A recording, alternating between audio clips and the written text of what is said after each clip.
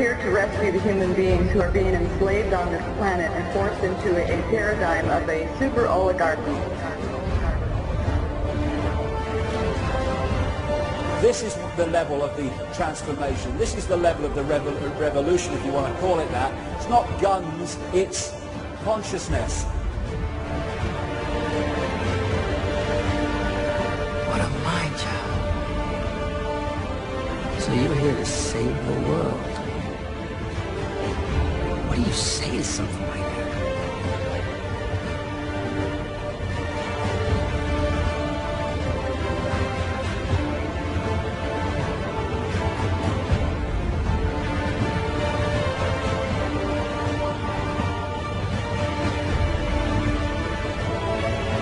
In order to walk among us, they disguise their appearance by cloning human flesh with their own reptilian skin. I thought everyone here was up to speed. The visitors didn't just get here. Humanity has mirrored this as well, you know, in our history. Mm-hmm.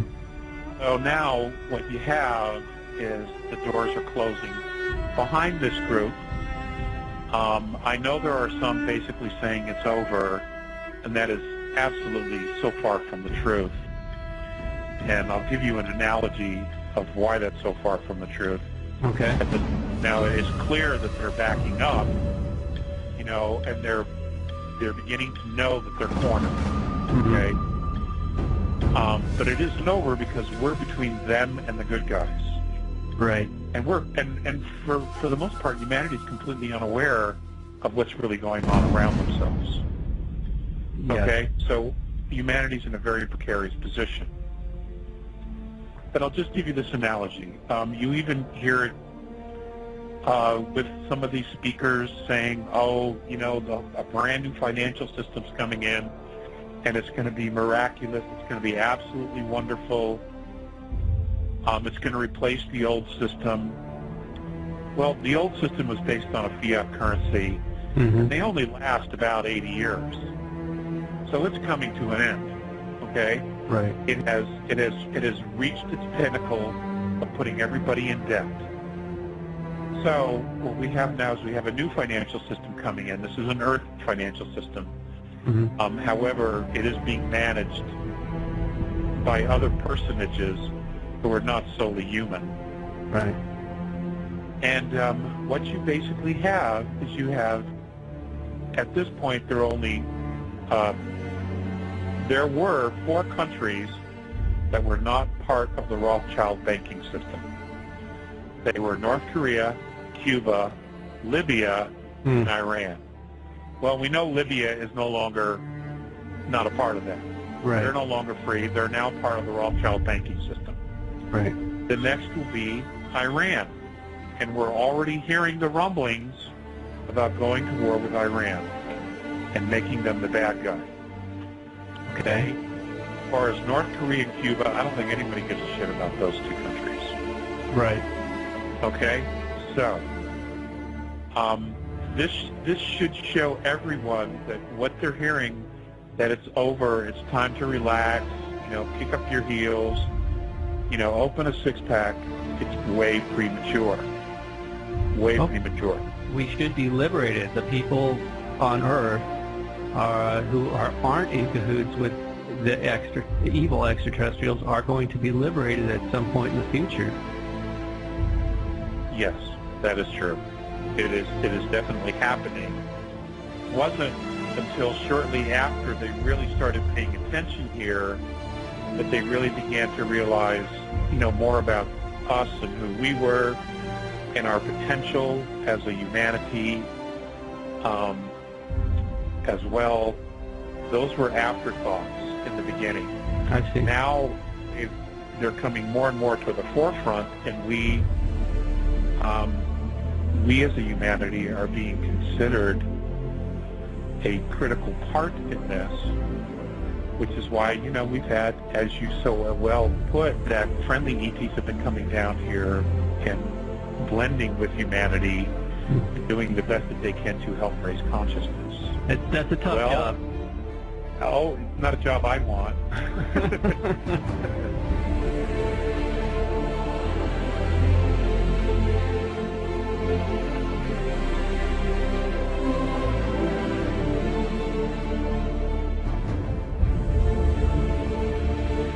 you are telepathic or empathic or both, coming to a world like this where you could literally hear everybody's thoughts and feel their feelings, that would really suck. I mean, it would just be a super bummer to come down here and have to wallow in our problems. You know, I mean, even if, in other words, even if you could shield yourself to some degree, the whole point is coming down here trying to help, communicate, whatever. But man, you have to. It's like if you want to put on a hazmat suit to come down here and deal with some of our stuff. Yeah, you'd have to sift through the swamp. Yep. You know, but on a whole, though, Bob, and I think this is important. Most people on this planet are really pretty decent. I agree. Really are. They are caring. They're loving. They enjoy a good laugh, and they want to protect and raise their children and their families. Right. You know, there is, however, that element, that paranoia that the media puts out, that governments constantly project, that does wear on everyone. Right. You know, unless you're completely oblivious to it, and unfortunately, there are just few of those. And you know, and that's the issue. And you know, the good guys, they know that. Right. They really do. They know that. You know, they've been watching our television, listening to our radio programs out there. You know, they know it's upside down here. They really do. And they know who's behind it. Right. Because they've seen this shit before in other worlds. Right. So they're no strangers to it. And my understanding is, if you look at some of the Talcetians, the Proteons, you know, they have just recently, what I would consider recently, maybe the last 100 to 200 years, you know, liberated themselves and their people with the help of other benevolent races. So they have a very fresh perspective, you know, where humanity's going to make that choice.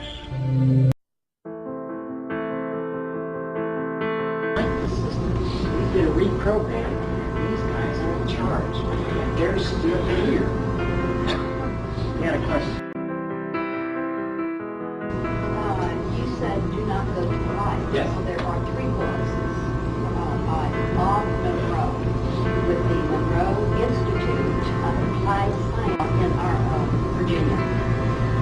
He took 35 years, almost 40 years of his research out of the body. He never went to the light. Never. He found his lights out there. He found himself, pieces of himself.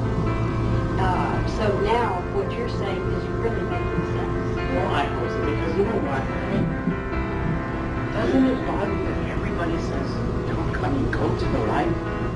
But I'm also going to tell you that some people who go to the light are going to have wondrous experiences. As a matter of fact, I know two individuals who said they've been abducted by crazy, and it was marvelous.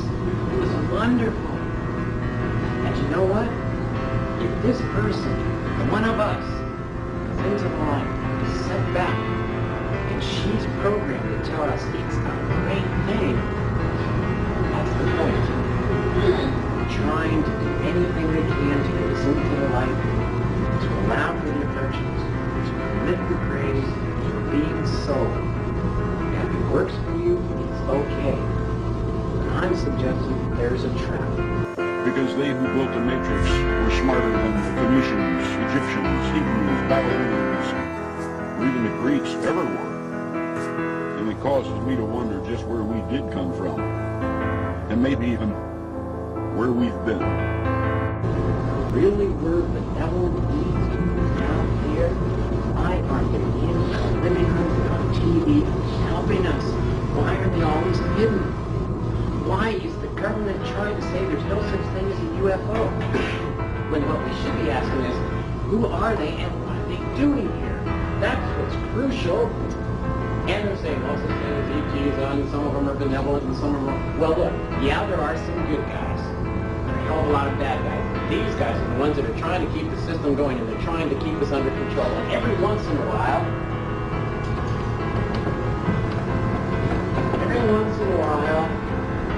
a renegade star system says, let's go down and screw the lizards.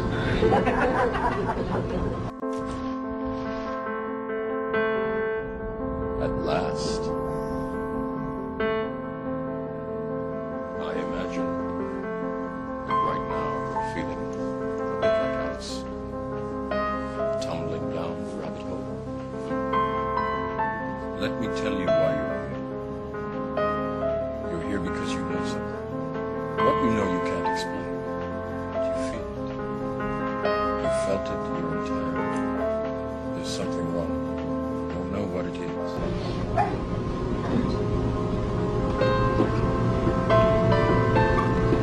Remember Balea? This means glory. Glory.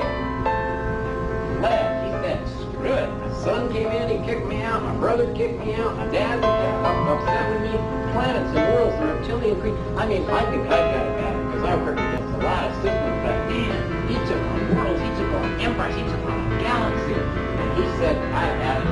So he fled to another star system. He found a fledgling star system, barely a few billion years old. He's nothing. And he took over the system and he said, all right, here's the rule. One rule. There are no rules.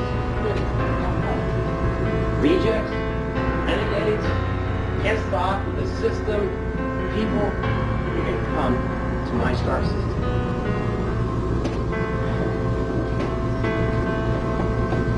Tesh means a gathering place. It is, actually literally means a holy place, like a church. He fled to a star system and created a new colony. It was called Balea Tesh. This star system was comprised of renegades, of rejects from star systems from all over. They gathered there every once in a while. They are perhaps the most instrumental coming down and attempting to break up the system.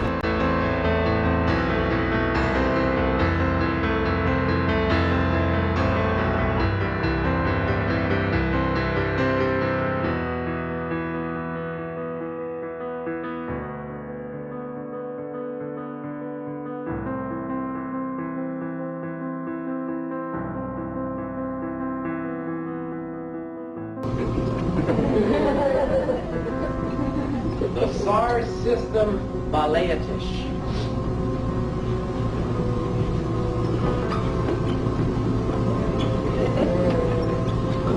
Oh, wow. Pleiades. Baleatish. The Pleiadians are good guys in that they want to undo the system. But there are Pleiadians who said, screw the system. We need some help, we need some money, we need whatever. There are good guys, there are bad guys. But for the most part, the Pleiadians are the race at the core of trying to undo the lizard. Well, one day, not too long ago, they sent down a ship with some scouts looking for a break, a chink in the armor of the reptilians, the lizards.